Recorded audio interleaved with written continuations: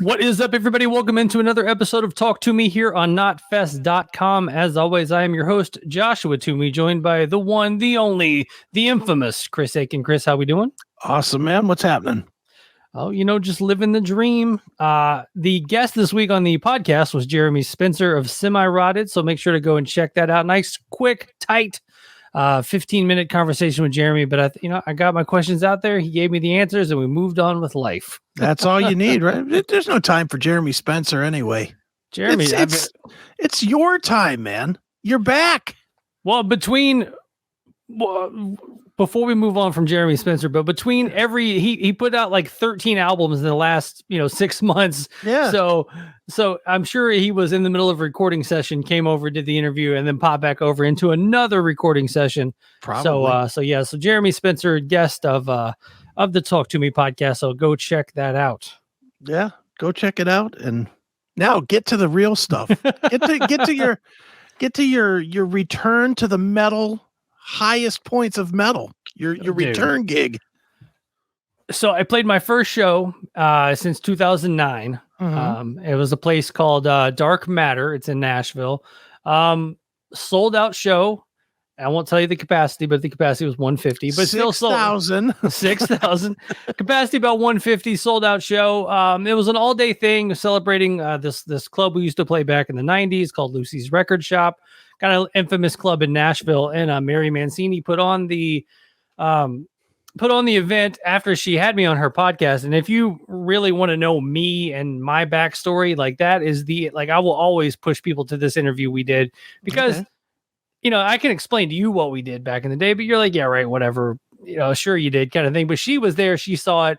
She booked the show. She, locked the door when we sold the place out and people still wanted to get in, all that stuff. So she understood what was going on and had great questions. And I hate listening to myself on podcasts.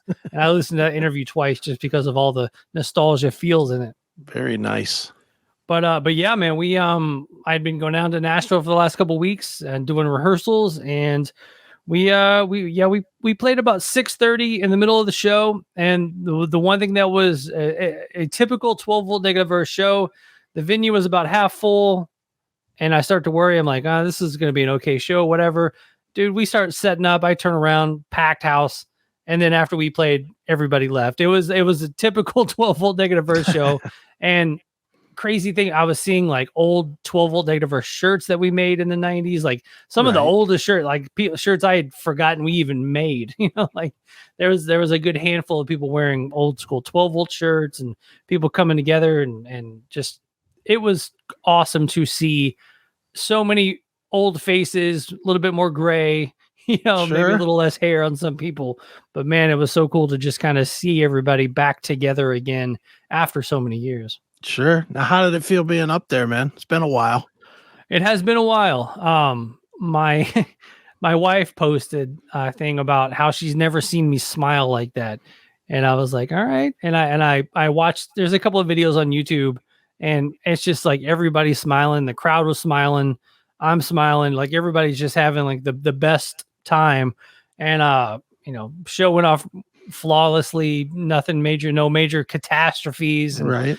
People were singing along and just a good night of music, man. It was nice to do that again. Right. You didn't get winded from overdoing it as bands do sometimes when they come back after a long time. Not when I've been going to the gym, so but no, it was hot. It was like humid and hot in a small club packed with packed full of people. Sure.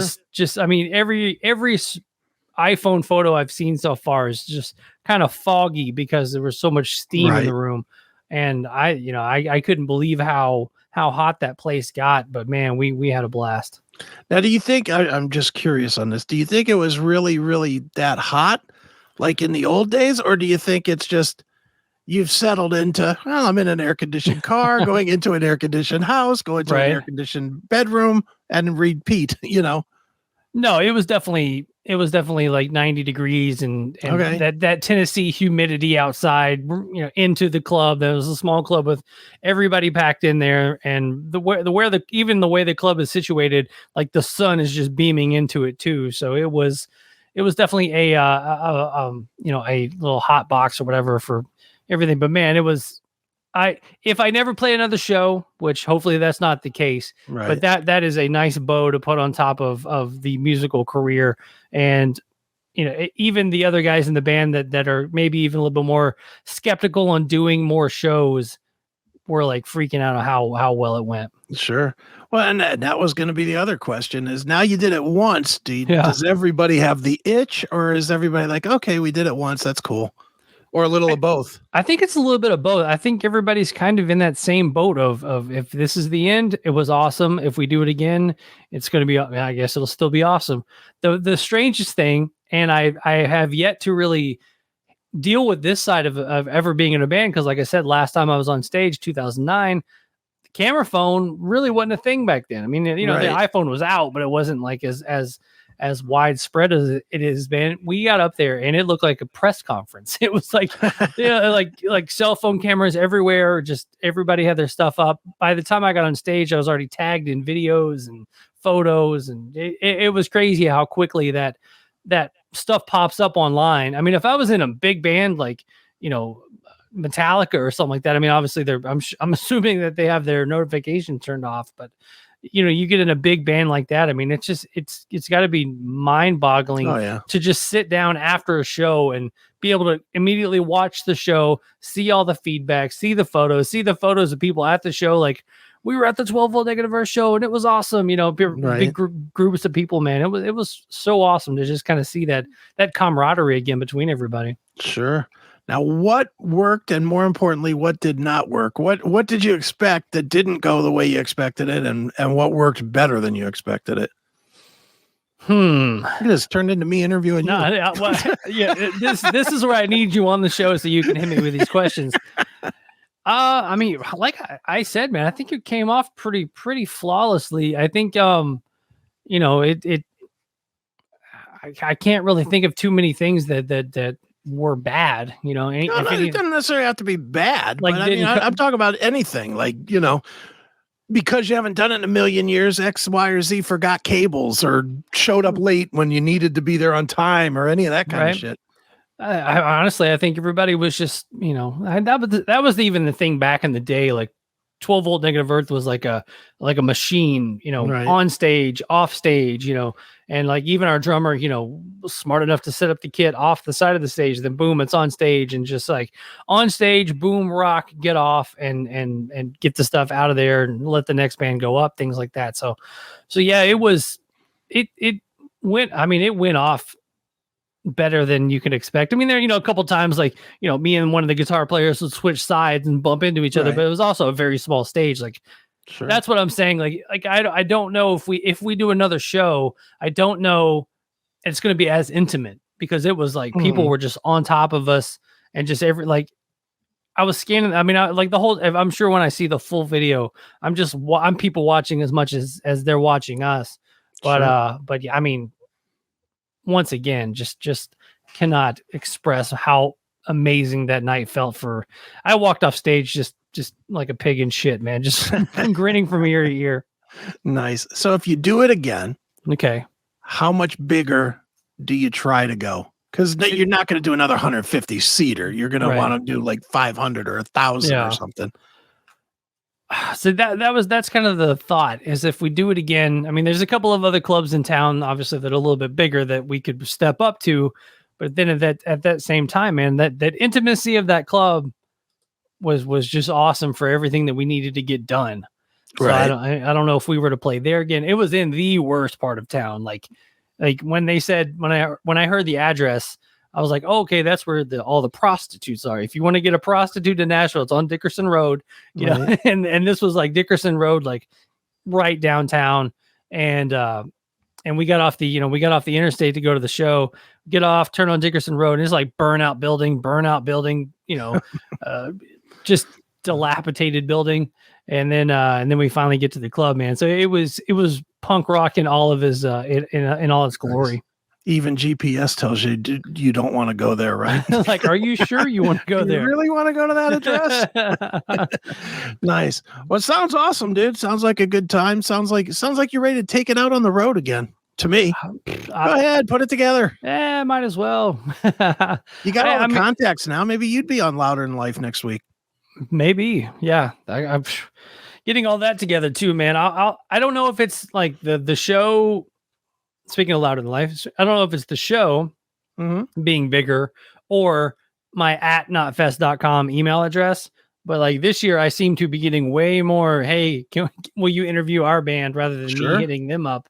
And it's to the point now where I'll probably have I could probably put out an episode a day for 3 weeks to a month, with the amount because some of these people that are coming through, you just can't say no to. Sure. You can't say no to that guy. You can't say no to this guy. You can't say, how am I supposed to say no to that guy? Today, Monty Pittman, you can't say no to Monty Pittman. You got to have Monty Pittman on the show, right? Yeah. Hey, Monty's fun. He's on he's playing with Ministry now. So that'll be a fun, fun talk. Yeah. But no, that Louder Than Life, there's a lot of great bands that are playing that thing. So I imagine you're going to come back with, and think of it this way, dude, you'll be on vacation until like mid-November or so with interviews. Right. Yeah. I think I have one more scheduled, in the studio interview. And then I've got a crap load of interviews for when I'm there. And then even Patrick King, if you remember him on the Drag the Waters podcast, he was Vinnie Paul's drum tech. He's now drum teching for our cruise.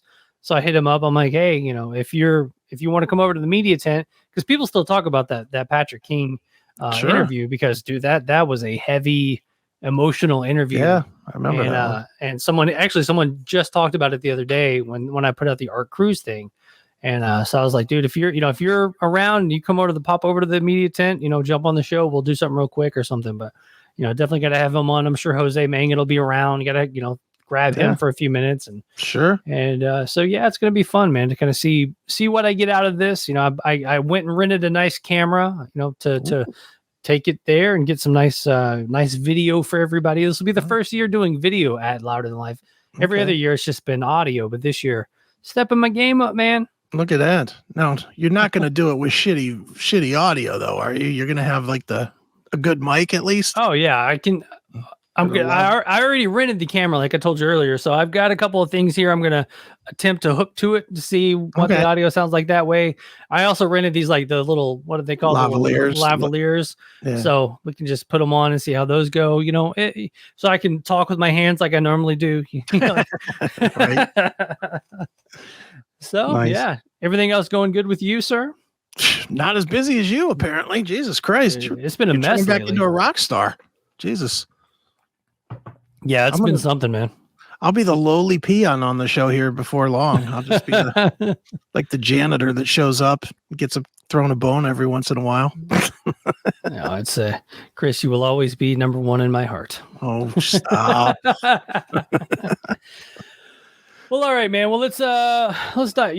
We have ad reads now. I don't know if anybody realized that last week these were ad reads that I was doing, and not just they weren't just part of the conversation. I would have never known. Yeah. So yeah. Speaking of Art Cruise, Chris. Yes. One of the most exciting and complete metal tours has just kicked off. Lamb of God's Omens tour is now hitting the U.S. from New York City to LA and everywhere in between, with special guest Killswitch Engage and a rotating roster of metal's most exciting artists, including Suicide Silence, Spirit Box, Motionless in White, Baroness, Animals as Leaders, and Fit for an Autopsy. And you can get your tickets now at livenation.com. I must go there immediately. And if you go to see that show, then you can also see Patrick King and say, hey, that episode you did with Drag the Waters podcast was awesome. And I can see Art Cruise talking about his all-time favorite singer of all time. That definitely sparked some conversation last week. I'll say it did. So, speaking of you being number one in my heart, let's start out with a little Ozzy Osbourne. All right. Ozzy Osbourne sees the biggest global chart entries in his 6-decade career for the Patient Number 9 album. Wow. Well, it's great accomplishment if you're looking at it and you stop reading right there. But then when you start reading that's with sales of 8,000 records or whatever it is, it really kind of hammers it home, doesn't it? I don't see an actual number here, but let's go. More. Let's go with the release September 9th and marking Ozzy's 13th studio solo album. It triumphantly sets the new career highs for Ozzy. In the US, the album debuted at number 1 on multiple charts. The top album sales, Ozzy's first ever number 1 on this chart. Top current album sales, another first. Top rock and alternative. Look at that. Top rock albums, top hard rock albums, top vinyl album, and tastemaker album charts, and at number 3 in the top 200. Not bad. And then, let's see here. And let's see. Number 3 on the top 200 globally. Number 1 in Canada. Ozzy's first ever there. Career high number 2 in the UK, Australia, Finland, and Italy. Number 6 in the Netherlands and New Zealand. Number 8 in Belgium, 14 in France. And other highlights include number 2 in Austria, Germany, Sweden, number 3 in Switzerland, and number 4 in Norway. I guess what that proves is that even at 150 years old, if Ozzy puts out a good album, people will actually check it out. Yeah, everything I've heard, man, people are definitely loving this album, you know, as compared to the last album, and even in the last few albums, I think this one's definitely, you know, if this is his last, then it's definitely a nice note to go out on. Well, it's almost universally being said to be the best album in almost 30 years. Right. Most people are going back to either No More Tears or Osmosis as the where this one would slot next to. Right. And I think I agree with it. I don't think it's as good as No More Tears, but I think it's definitely as good or maybe even a little better than Osmosis. You know, I mean, it's a damn solid record from Ozzy. And I'm not the hugest Ozzy solo fan. Right. But I've listened to it a dozen times. And you know, and I don't think I've listened to anything by Ozzy a dozen times in the last 10 years. So, you know, I think it's great. I think it's great that it's out there. And look, if Ozzy's going to have one last run, it's much better that it's this than that Under the Graveyard album, whatever that thing was called. You know, because that was a disappointment. Do we really want to see Ozzy's last go around with notoriety being a duet with Elton John? No. And I know you like Elton John. I like Elton John too. But that being said, do you really want Ozzy, right, the Prince of Darkness, to last be remembered with Elton John? No. How many albums do you think Ozzy has sold in his career? Yeah. Solo or with Black Sabbath? It doesn't say, so I'm going to assume entire career. Oh, wow. 140 million. 100 million is what it says here. Okay. That sounds about right. Rock and Roll Hall of Famer, co-founder of Black Sabbath, won 3 Grammys, earned the Ivor Novello Award for Lifetime Achievement from the British Academy of Songwriters, set a Guinness World Record, claimed he has a star on the Hollywood Walk of Fame and the Birmingham Walk of Stars. Wow. Played for royalty, even the Queen of England. So I guess at some point Ozzy's played for the Queen of England. Our condolences to all of our British listeners or whatever. Yeah, your condolences. I could give a shit. So good on Ozzy. Yeah, good on. I'm glad he's still out there doing it, and you know, I don't know that I would go see him anymore. I've seen him bunches of times. I saw him in the heyday, so I don't know that I want to see him strapped to the microphone stand or whatever. But you know, anytime metal or hard rock anything is getting attention these days and is doing well, I'm all for it. It does nothing but helps the entire scene. Let's move on to Testament's Chuck Billy says that Steve DiGiorgio wouldn't have lasted very long as a member of Megadeth. Why would he say that? What is... Let's see here. Chuck Billy discussed DiGiorgio's involvement with the New Testament or the new Megadeth album during a September 13th appearance on SiriusXM's Trunk Nation with Eddie Trunk. Asked if he was concerned that Testament might lose its bass player to Megadeth, Chuck said, as transcribed by blabbermouth.net, well, of course, we're definitely always concerned that we've had so many lineup changes, it wouldn't faze us, but Steve is an important part of the band. He was a great addition when he came back, and we went through a lot together personally. So of course, when you get the opportunity to play on it, and I'm sure they were courting him to join the band, I'm glad he made the decision to stay with us. Billy continues, I think his intentions were always just, I'll go record the album because that's what Steve does. He plays on a lot of people's albums. True. So we kind of took it at that at first, and I thought, what is he? That's what he does. Go for it, Steve. Just don't leave. Laughs. And I'm sure they asked him to join the band, and he decided, I've been with my bros here for a long time. I'm just going to stick with my bros. Well, that doesn't really sound like the shit talk of the highlight of the tagline, but yeah, I mean, I don't know. I think DiGiorgio could have stayed around Megadeth for a couple of years, like everybody else does. Why not? Yeah, it is crazy. I never even thought of them to like keep Steve in the band. I always assumed it was the same thing as come record the album, but he's a member of Testament. But as a member of Testament, I mean, I guess he could kind of do what Gene Hoglan just left, so you didn't know if there was maybe any issues there. Maybe Steve, because obviously Steve and Gene go back years and years, and sure. So I don't know the friendship there, so you never know. Yeah. Dude, Testament is, it's really surprising. Testament has had a shit ton of people that have come through that band. There has been a lot of members. So them switching out members, that's nothing new. And obviously Megadeth switches members every album. It seems like there's always somebody different in every release. I'll be honest though, and I think me and you might have talked. It was definitely not on the show, but right. But we talked about it when Ellefson first left. I think we both said it'd probably just be Lomenzo.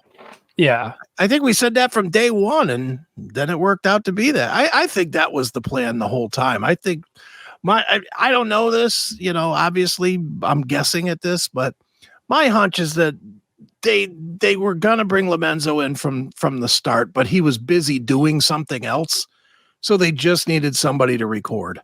Yeah, I mean Lomenzo was playing with like John Fogerty, so he was. Here's the full quote. I found it. It was just hidden in another paragraph. According to Chuck, Megadeth drummer Dirk whatchamacallit had a lot of influence getting Steve the Megadeth recording gig because Dirk is really good friends with Steve and they've done a lot of projects together. However, Billy added that he doesn't personally think Steve would have lasted in the band. I know Steve very well and I know Dave very well, and I'm sure the two worlds would have collided, Chuck said with a laugh. Yeah, no, that makes a lot more sense. And he's probably right on that. Yeah.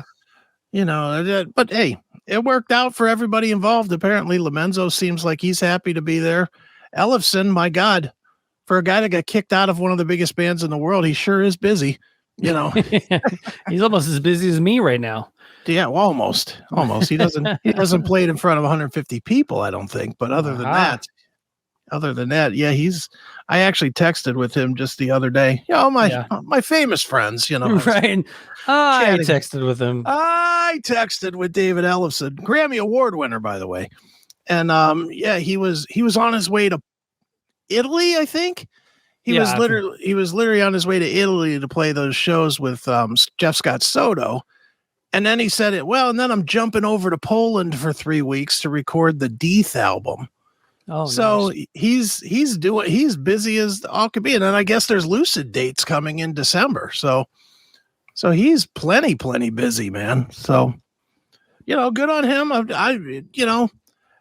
There's certain bands that you never want to see these original guys like booted out of their bands. Right. But at the same time, sometimes it works out okay. It kind of reminds me of like the Accept thing where, Accept has now their version of Accept and then Udo does his deal and both are good. So it's like, I hope they never get back together.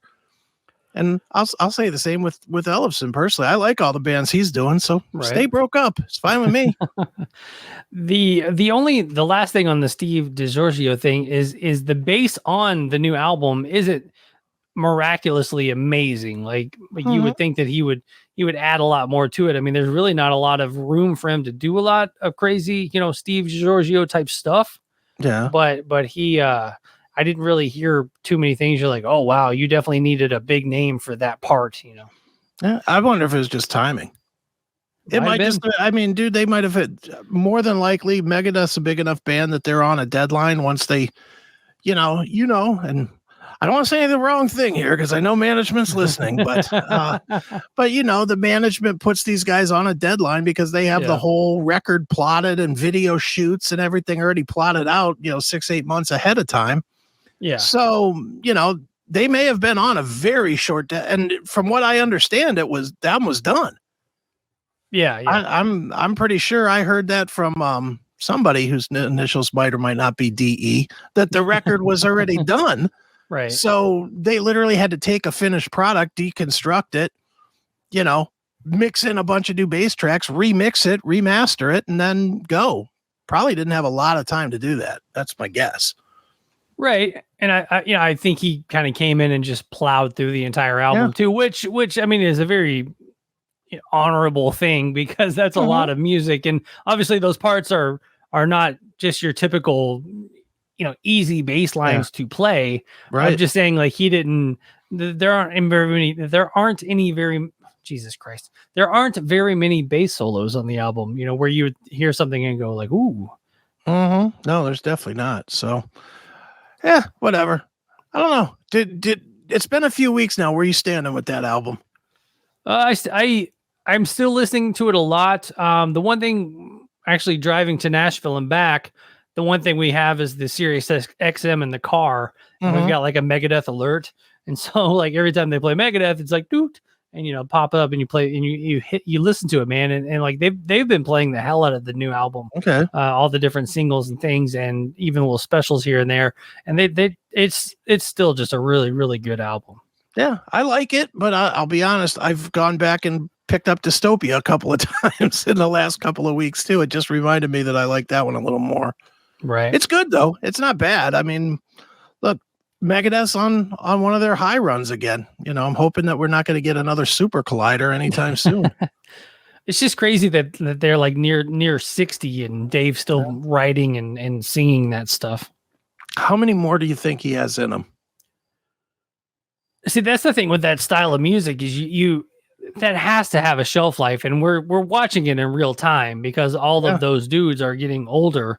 But the thing with like technology and recording and everything like that, I mean, I've said it a million times on the show, thrash is the one genre that has been helped by production because a lot of those old thrash albums sound like garbage, even though they're great. The songs are great and the music's great, and even though they're great, they sound terrible. And now if they record, you can get every single note and every single drum and just really get in there and get the sounds right. Sure. So I guess what I'm saying there is they've got maybe a little bit more of a shelf life because of the recording technology, but I don't know how that translates to live. And what 3 of the big four bands of all, the singers have all had neck surgeries, and we're watching our heroes age, and I don't know how gracefully they're age. Yeah. So we'll see how many more albums they have in them. What's interesting though about the big 4, if you look at that though, all 4 of the big 4 never really had the sound, like the voice go bad or anything. And I know they've had guys in and out, but if you think about it, Het still sounds pretty good. Araya sounded like Araya all the way till the end. Right. Joey sounds great still. I think Joey sounds better than he did in the day, honestly, because he's a little deeper, sounds a little better. And I would say the worst of the bunch is probably Mustaine, but he also has the hardest, I think, of the 4 to sing with that, that scratchy thing that he's doing. So, it's interesting of those. We see so many other old bands that just sound terrible, and you're like, that can't be the same guys. All 4 of those bands still sound like, at least till the end of their run, have all sounded the same. Sounded pretty close anyway. No, I agree. And do you know another band that sounds really great live? No, who? Catch one of Slipknot's last U.S. shows for a while as they headline the Knotfest Roadshow with Ice Nine Kills and Crown the Empire. The tour kicks off in Nashville next Tuesday, the 20th, and which is today, right? As we record. Yes, that's we're recording. Catch it today. Once you hear this on Thursday, the 22nd, make sure to hit your time machine. Jump in the DeLorean and get to that show. Also hit Springfield, Missouri, Atlanta, Austin, Dallas, Albuquerque, Phoenix, and Salt Lake City before ending in Irvine, California on October 7th. Tickets on sale now at notfest.com. The only thing I could say negative about that is there's no chance that Corey Taylor's voice is going to go bad anytime soon. Not anytime soon. And I will be seeing him at Louder Than Life. Yes. So I will give you a full man. Next week's recap is going to be crazy. The whole show is just going to be Just every band I saw. Nice. Because you know what's fun about festivals? What's that? Well, there's Louder Than Life, but there's also the Aftershock Festival. Oh my God, there's so many. And you listen to all these great bands you can see for one, ticket price. Wow. Kiss, Rob Zombie, Slipknot, Lamb of God, Danzig, Bring Me the Horizon, Shinedown, Papa Roach, Black Label Society, Evanescence, STP, In Flames, Code Orange, Meshuggah, Chevelle, Muse, My Chemical Romance, Beartooth, Jelly Roll, and more. Wow, what a lineup! All hit, hit. Sacramento. It says, "Wow, what a lineup!" All hit Sacramento, October 6th through the 9th for DWP's Aftershock Festival. Limited tickets still available, so make sure to grab yours now at aftershock.com. Get there immediately. But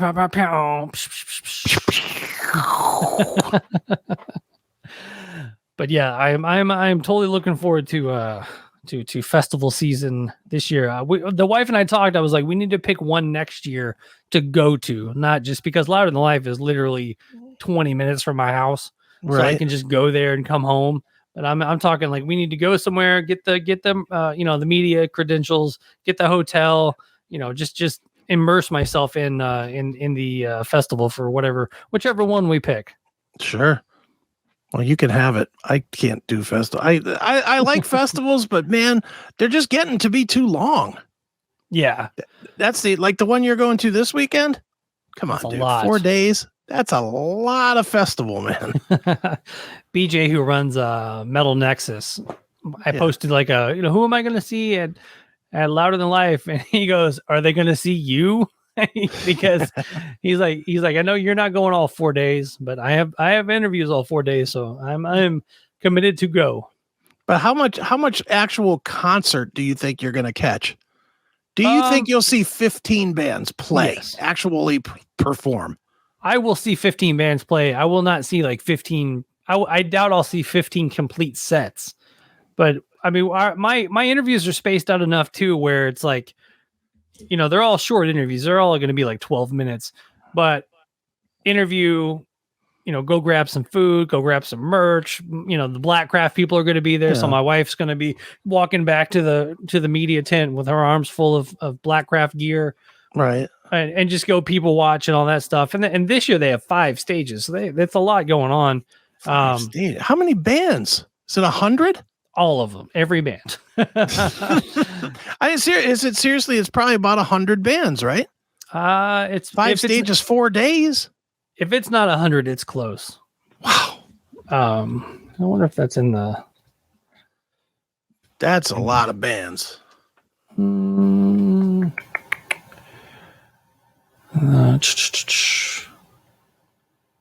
Let's see if it says like with blah blah blah of your favorite bands. It just says a massive list of talent includes nearly 100 musical artists. Yeah, they've got the plus that this year they're doing a big push for unsigned bands, and so there's like an unsigned band stage, and it's crazy. Boy, you know who's going to get screwed the hardest on this show? Whoever the opening band is on day 4.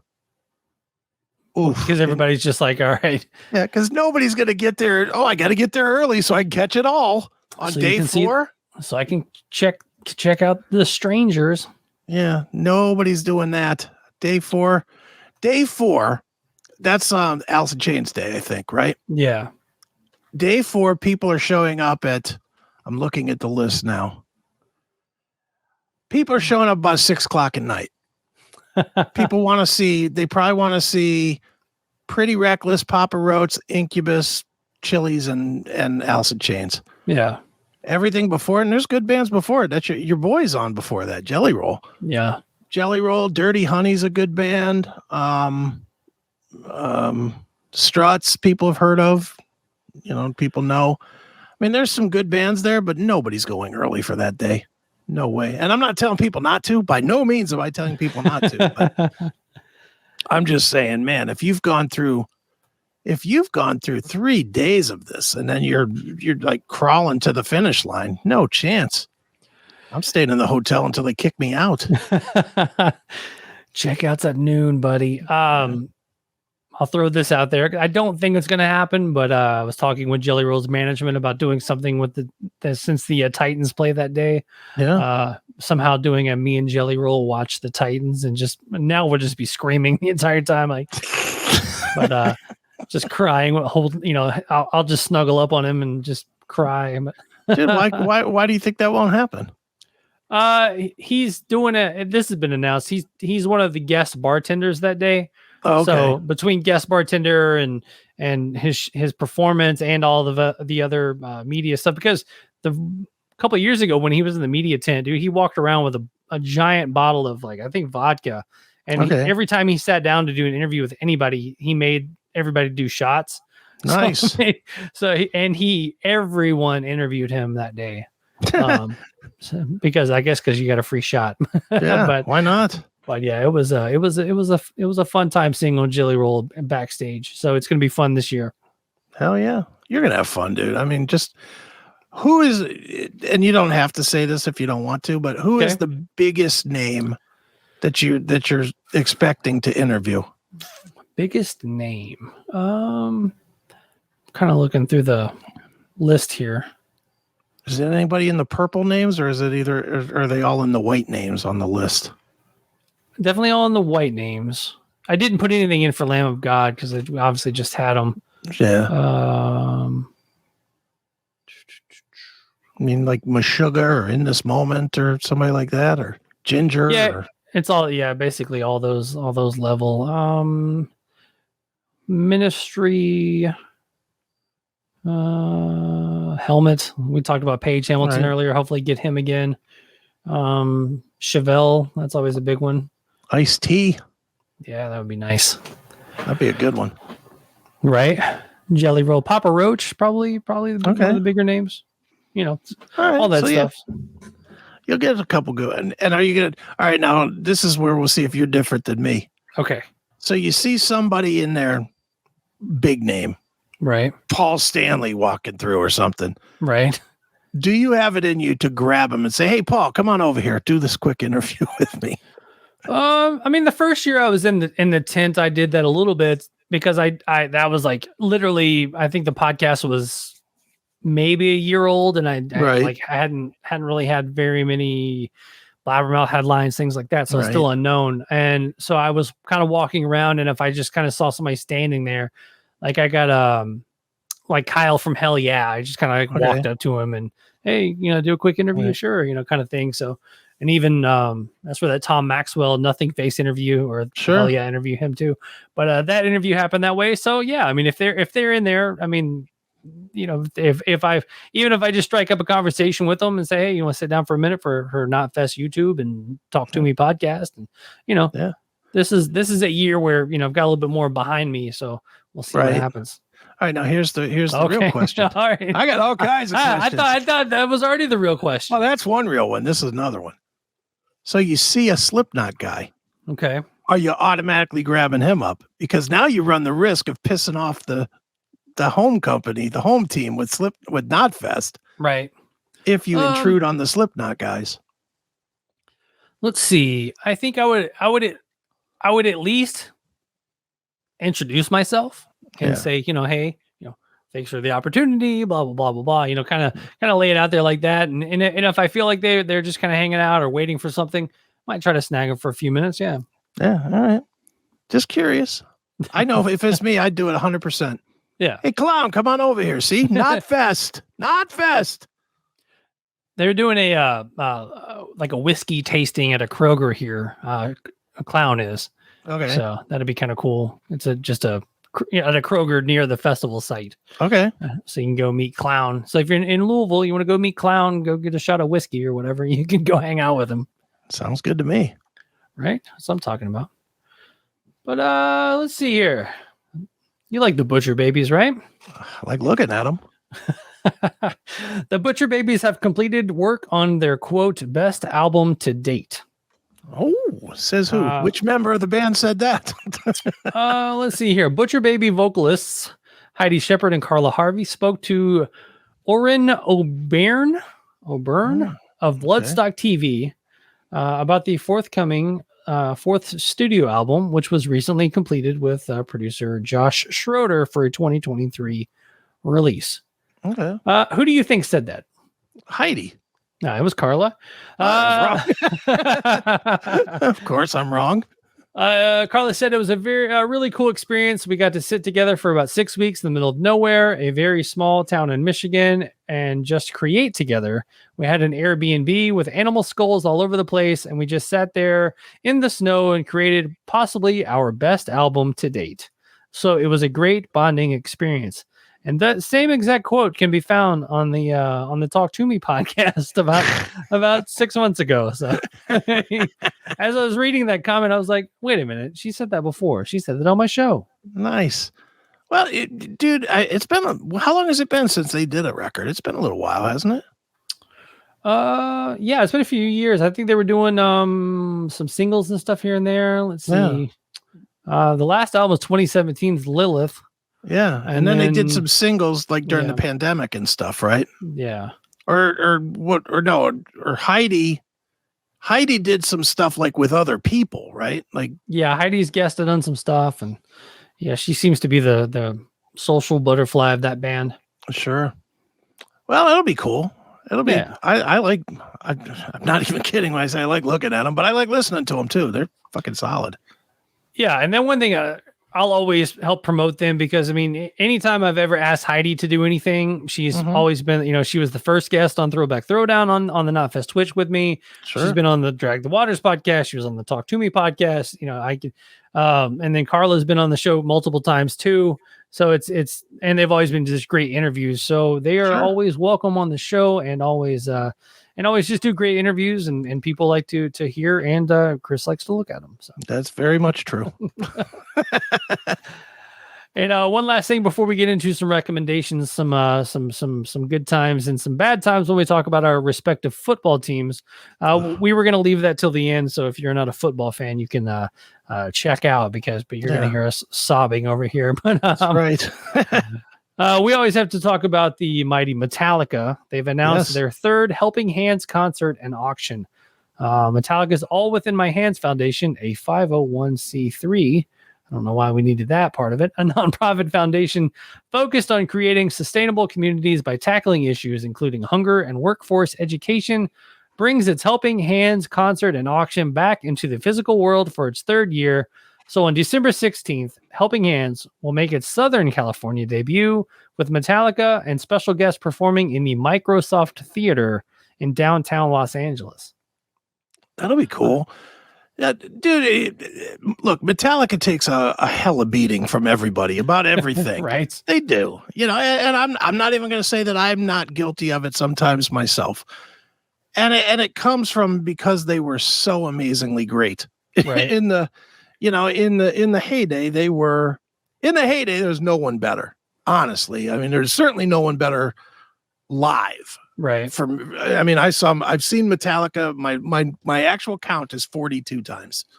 Wow. I mean, I've seen Metallica more than any other band by a lot. And back in that day, back in the 80s into the 90s, it wasn't a concert. It was an event. You planned for it a week in advance. You took off the day of the show, at least 2 days after the show, because you were beat to shit. And the energy was unbelievable. And I think that's what so many people hold on to with them. And now that they don't live up to that musically a lot of the time, I think people give them mad shit about it. Like they're all of a sudden terrible, which I don't get. I'm always amazed. And you see this too, dude. I'm amazed at the number of people that will absolutely shit on an album like Hardwired. Right. I mean, I don't think it's a bad, is it Master of Puppets? No, but it's pretty goddamn good. I mean, it's a damn listenable record. and people just absolutely shit on it, and they shit on everything Metallica does. Nobody ever think about the last 5 years. Nobody ever gives them credit for like this, the All Within My Hands Foundation, which is pretty goddamn cool of a band that doesn't have to do this. You know, they're the biggest band in the world and they're raising huge money for these charities. That's cool. You know, they show up at little record stores and play just to raise money for the record store or for whatever. And they invite as many people as can come in to do those things. You know, they do a lot of charitable stuff and they get no credit for any of it. They only get shit on now because it's the popular thing to shit on them. And it drives me nuts, even though I sometimes will hammer them a little bit too. But, you know, you got to respect a band that still is out there trying to do the right things when they really don't need it anymore. They don't even need to play anymore. They got to have enough money. This is some crazy stats. So we'll play the crazy stats game. So it's to date, All Within My Hands has donated over how much to critical local services and the fight against food insecurity, working with partners around the world to feed more than, and I'll leave that number out too. So how much has the All Within My Hands Foundation donated to local services to fight against food insecurity? This is the third year. Or third event, I'm going to say $10 million. Well, that's all right. Is that way high? It's 5.8 million to critical local services to fight against food insecurities, working with partners to feed more than 10 million people. In addition, the foundation Metallica's Scholar Initiative has pledged a total of 5.9 million in grants benefiting 33 community colleges across the U.S. So your number was close, but it was between two things. Yeah, it's still $10 million that all those organizations / people wouldn't have gotten. Yeah. Well, this is one of those things where, like, they'll post this, and I'm sure if I go to the actually, I'll scroll down in a second. But this is one of those things where, like, oh, well, why do they need my money? Why doesn't Metallica just donate this themselves or something? Because first of all, we don't know what they're donating. That's the other thing too. If you're donating money, generally you're not sharing the number that you're donating. You know, the thing is they're lending their name to get the charity moving, to get the dollars moving. It's kind of like, and I mean, we'll talk about football later, but just briefly touching into football. Yeah. Every NFL team, every one of their star players is out there, you know, packing lunches and buying book bags and everything for the kids. And it's almost always unsung except for 6 seconds of an intro back into the game. They say, hey, here's Derrick Henry, you know, buying school lunches for the XYZ school of downtown Nashville. You know, it's not the whole picture. If Derrick Henry's doing that, he probably also has thrown in a check ahead of that, you know, just to, and they don't ever highlight that. I think it's the same with Metallica. Metallica probably, and certainly for Metallica, I'm sure some of the money they're throwing in is tax deductible, and I get that. Right. You make $1 billion. Yeah, you want to keep as much as you can. So, you know, look, I think it's honorable what they're doing. Oh, yeah. You know, I mean, in the end, we're not hearing about any other bands doing that. You know what's not honorable about this though is the blabbermouth comments actually went a different direction than I thought. So obviously, it's the Metallica's Helping Hands concert and auction. Mm-hmm. First comment: just don't ask Junior for a helping hand. And this one says helping hands. David Ellefson weighs in. Oh, Jesus. Maybe Dave Ellefson can lend a helping hand and Dave Mustaine can provide alpha male service for this charity event. This one just says in quotes, all within my hands, said by David Ellefson. So Blabbermouth, the Blabbermouth comments did not disappoint with the, of course not. Obviously the helping hands, segment of the population. Yeah. Apparently, if you mention a hand anymore, it comes with the word Ellefson. Oh, that is just too bad. But yeah, make sure to go support Metallica and what they're doing, because they're always doing good stuff. And the one thing I always like about it, they even though I think Guns N' Roses started to do a little bit more on this the second time around, where whenever the Hell Freezes Over tour, whatever they're calling it, playing like the smaller venues, always sneaking into the clubs every once in a while and doing a quick show at the Metro or Grimey's, I think it was called, in Nashville, where I saw them, and those little just secret shows. Sure. Something they've always done. They've always, even though the most massive band on the planet, they still somehow seem like your buddy at the bar. Oh yeah, good on them. Metallica's always, dude. The Day Before Day on the Green, the best show I ever saw in my entire life. 91. Saw Metallica the night before playing at a club. Nice. They snuck into a club to do a rehearsal, and they just played a club. And I just got lucky. My cousin was a bouncer, and he called me. It was like it was like a Friday or something. He called me. He's like, "Dude, you got to get up here to San Francisco." I was like, "Why?" He's like, "Just get up here." He didn't want to say, back then, and it was before the internet. He's like, "Just come." And I was like, "Okay, cool." And I get up there, and sure enough, it was fucking Metallica. It's like, fuck yeah, that rules.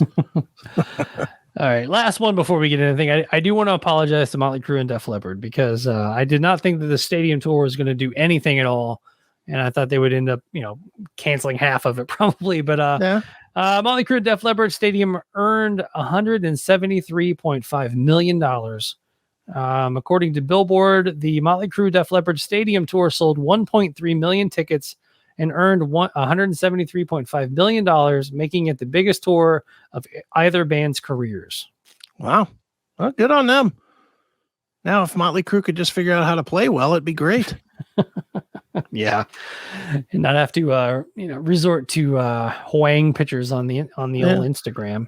Well, from what I'm hearing too, the retirement is officially in the bag for good now, because now they're announcing that they're going to go out on tour next year as well. Right. Yeah. Do like a European tour and do. Yeah. Can't wait to never go to another. Would you go to a Motley Crue show? Is there any reason you would go? Would you go for the nostalgia? I've only seen them once, and it was 2000,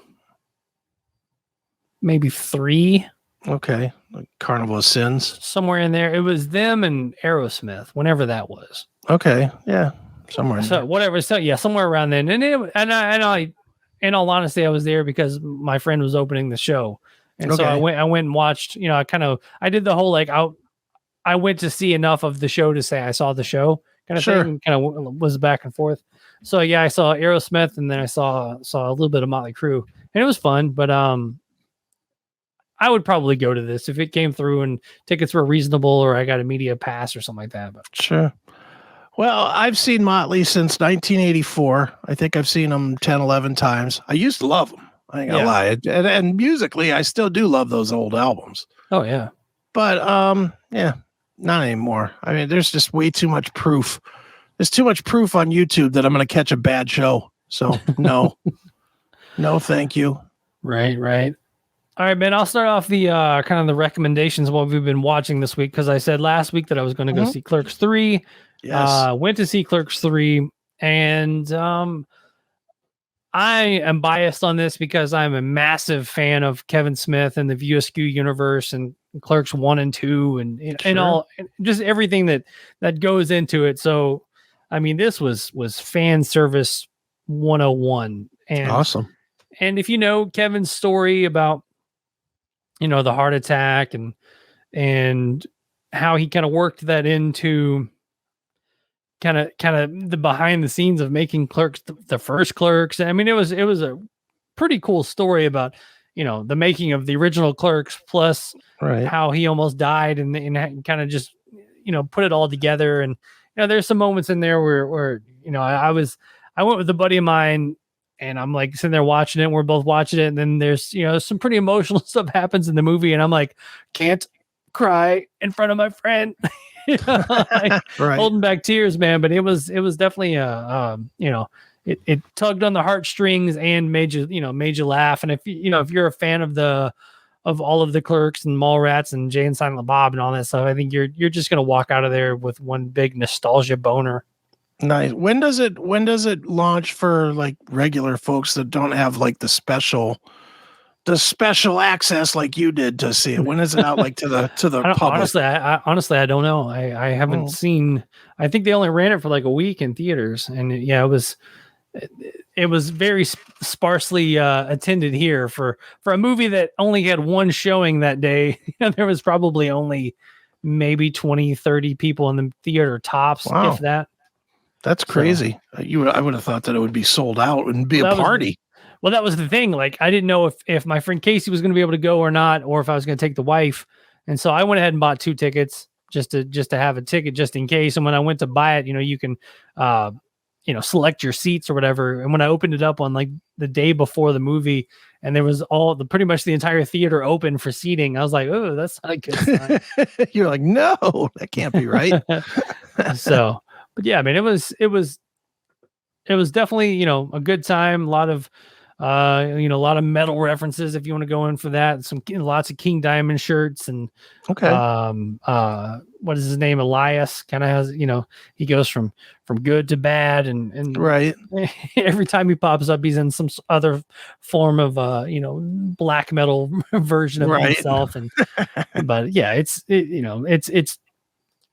14-year-old humor and, dick jokes and so much good stuff, Bamba. So like I said, if you're into that whole into all that, go see Clerks 3.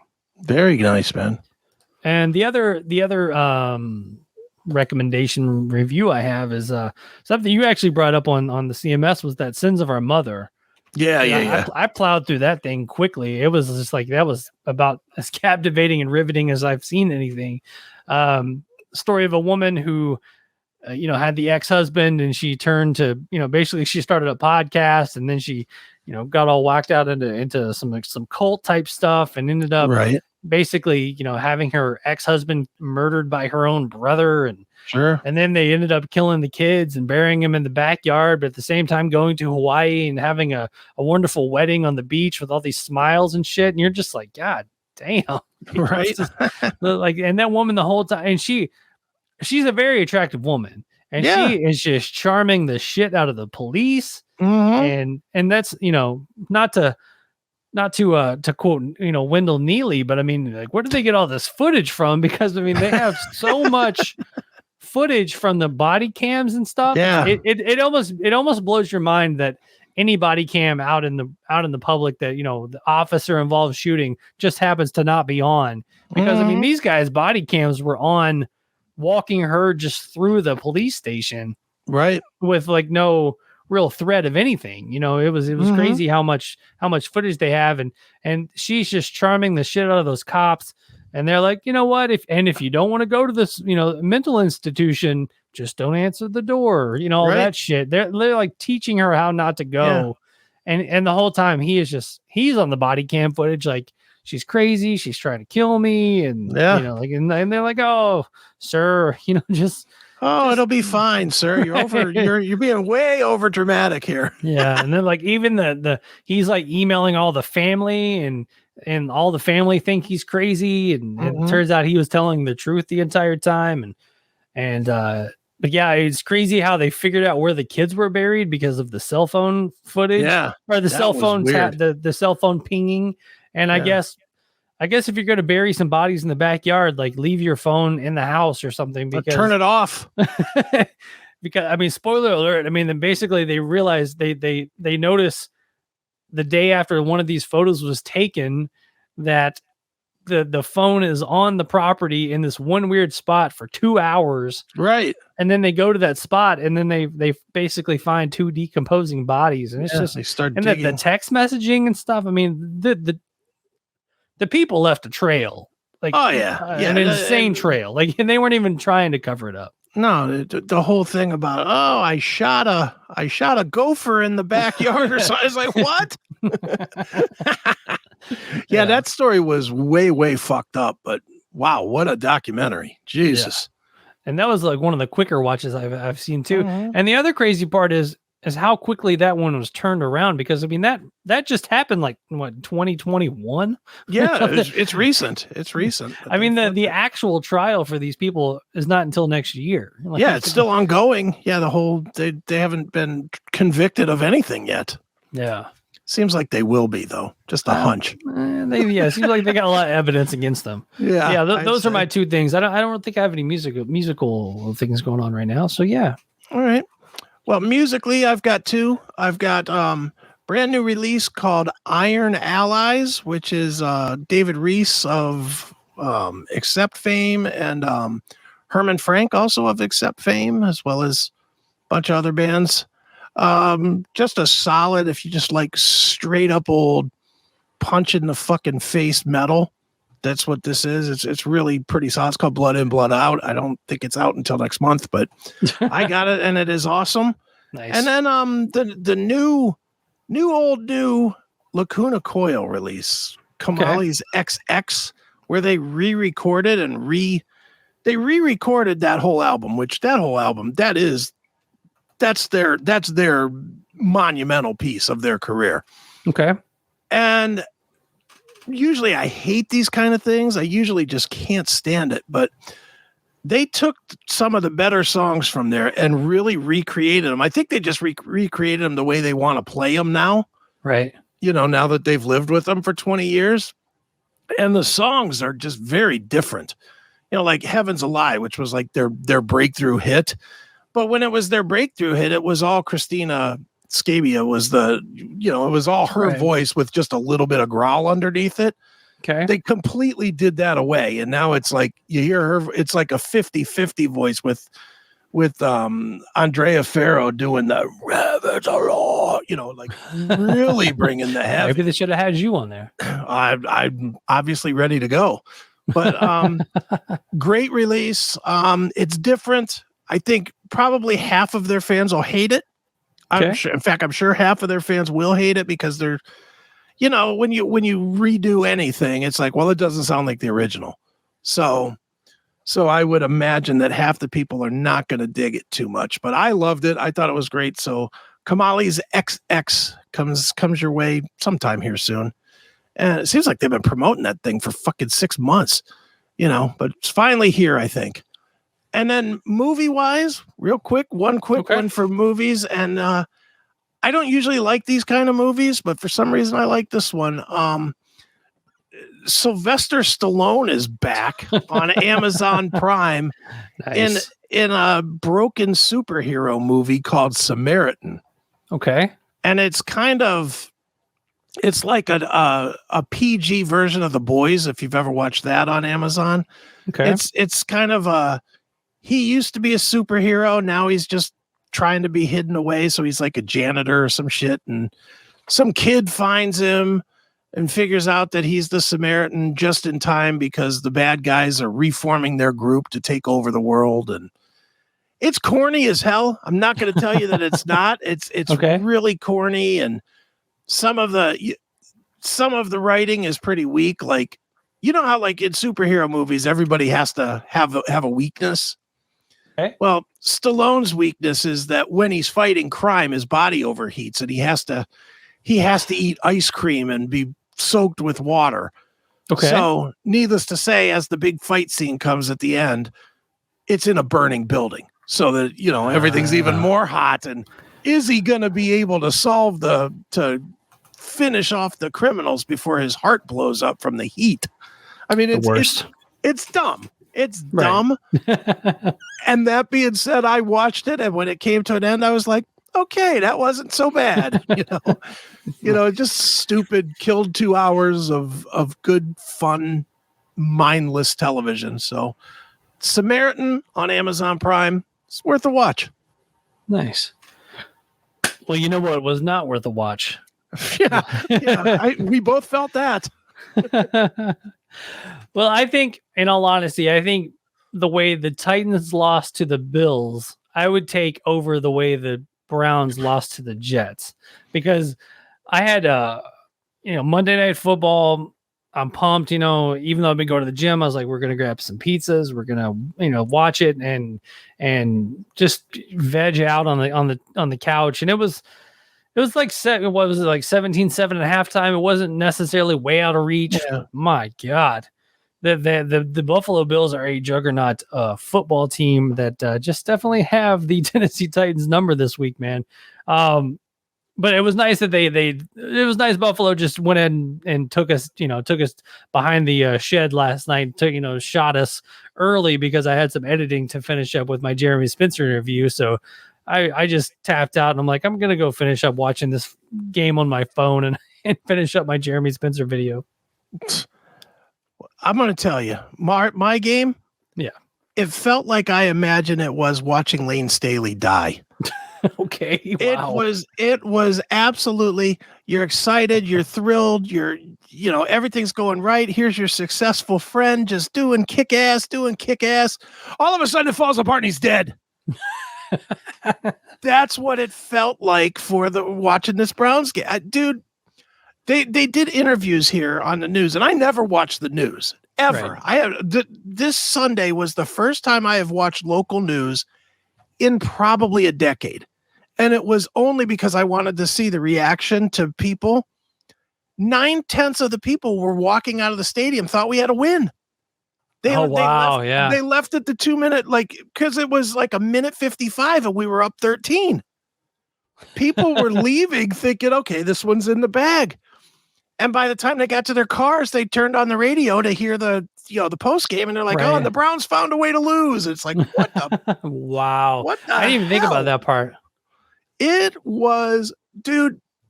I mean, I'm a yeller anyway when I'm watching football. I think my son probably thought I was having a heart attack because I was screaming at my TV. I was like, "Get the fuck out of here! Get the fuck out of here!" I just couldn't stop. I almost threw my phone through my TV. I mean, I couldn't believe it was happening. If the Browns can find a way to lose, they do.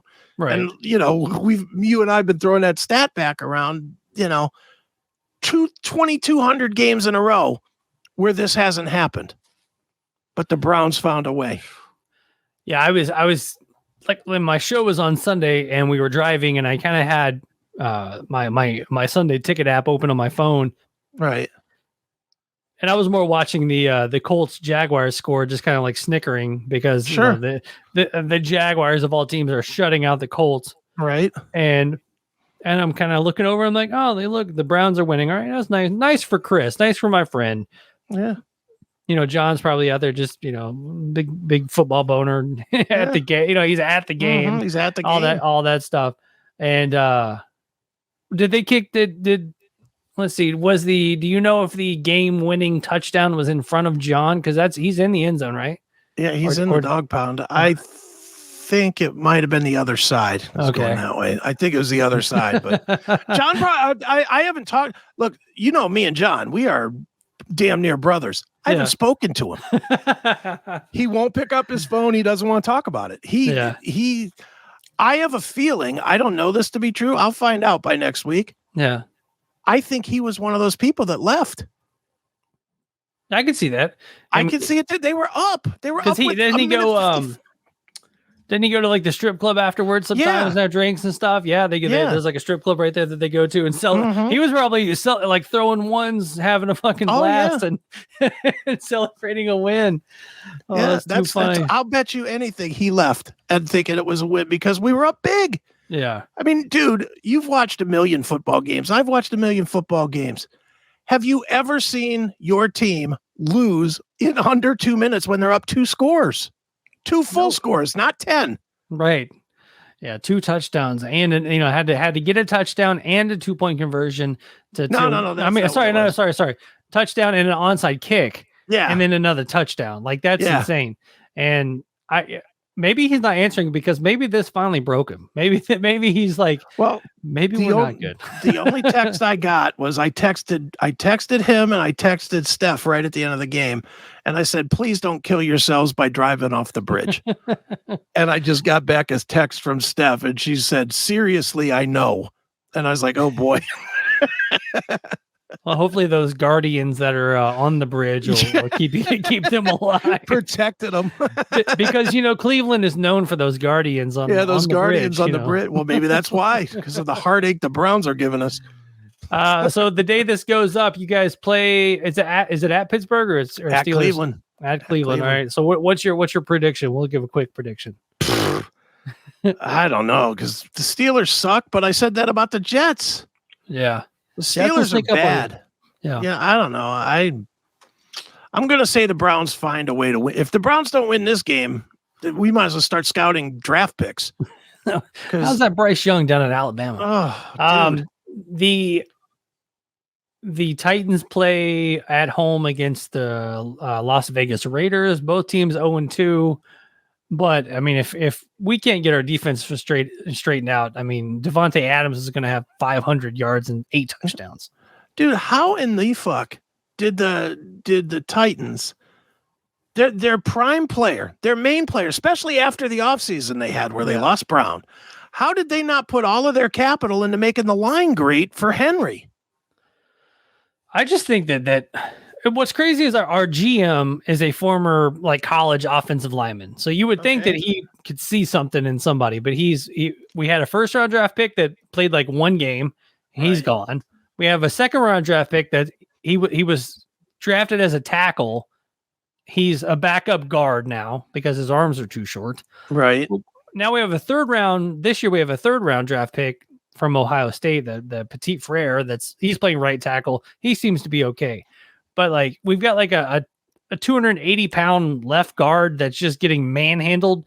But all they talked about with him in the offseason is about how gritty and determined he was and stuff like that. And I'm just like, man, this whole team is just it's funny because I'm watching the team and I don't recognize a lot of I know who they are, obviously, but there should be other players where these players are. I'm like, where is this guy? Where is that guy? Why is this?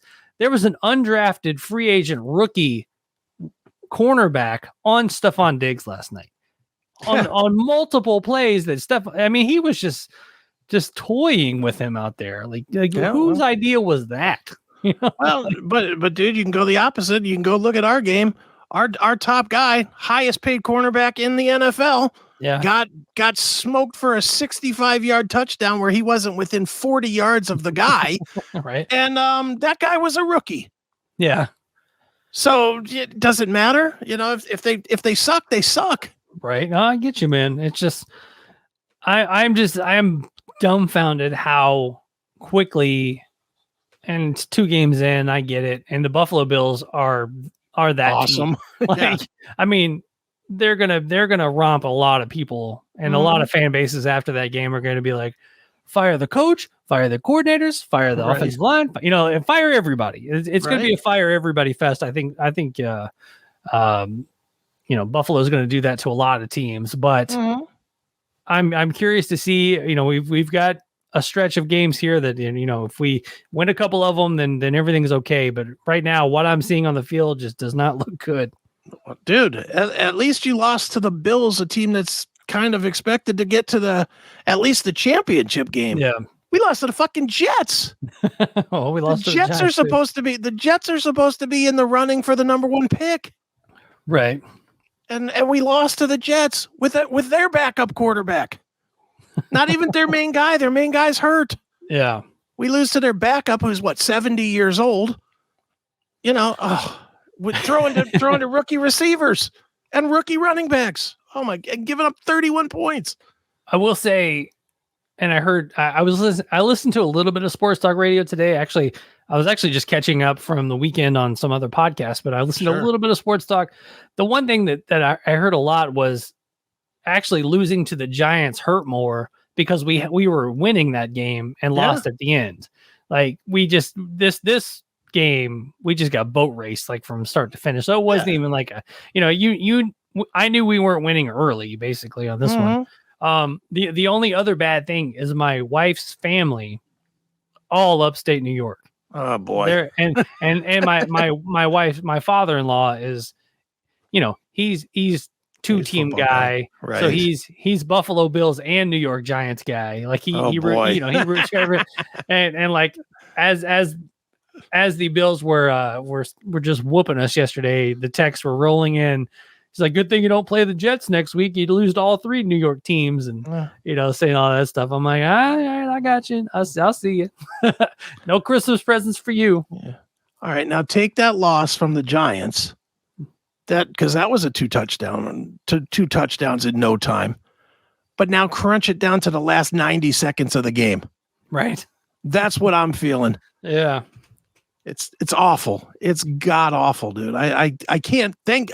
I am the most thankful I am is that the game this week is on Thursday, because at least we can flush this game out and have something else. Even if it's another loss, we could talk about something else other than this game. This game is just murderous. Yeah. I mean, I guess, yeah, being a Monday night game, there's one less day in between the next game. So you can kind of get to it and get it out of the way. But I mean, we, the Bengals playoff loss now started out 2 losses this year. It's just been like, fucking blow it up, man. We got to figure something else out, man. Oh yeah. And real quick, just one last thing. Okay.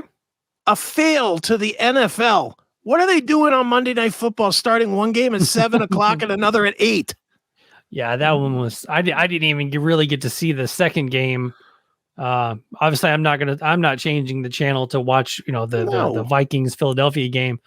They kept doing a split screen, and I was kind of getting annoyed by that too, because I was like, oh, if I want to watch that game, I'll switch over to it. But how about if you do it like you have every other year, where you do one at 7:15 and one at 10, right?